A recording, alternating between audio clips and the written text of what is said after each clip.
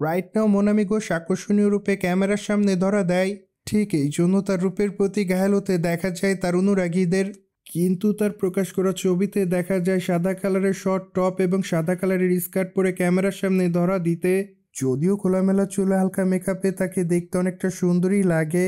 ঠিক এই জন্য তার রূপের প্রতি ঘায়াল হতে দেখা যায় তার অনুরাগীদের। কিন্তু তার প্রকাশ করা ছবির কমেন্ট বক্সে অনেকে তাকে হট গার্ল বলে দাবি করেন।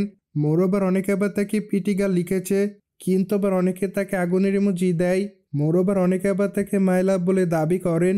যদিও আবার অনেকে জানতে চায় এই তারকা এত খোলামেলা পোশাকের ছবি কেন শেয়ার করে, কিন্তু আবার অনেকে তাকে আকর্ষণীয় বলে দাবি করেন। মোরোবার যাক সবকিছু মিলে বর্তমানে মোনামি ঘোষ দর্শকদের মাঝে এইভাবে আলোচনায়। বাই বর্তমানে মোনামি ঘোষ কলকাতা বাংলা চলচ্চিত্রে আলোচিত একজন নায়িকা। কেননা এই তারকা তার কেরিয়ার অনেকগুলো চলচ্চিত্রে অভিনয় করেছেন, সেখানে অবশ্য তার অভিনয় তার অনুরাগীদের কাছে ভালো লেগেছে।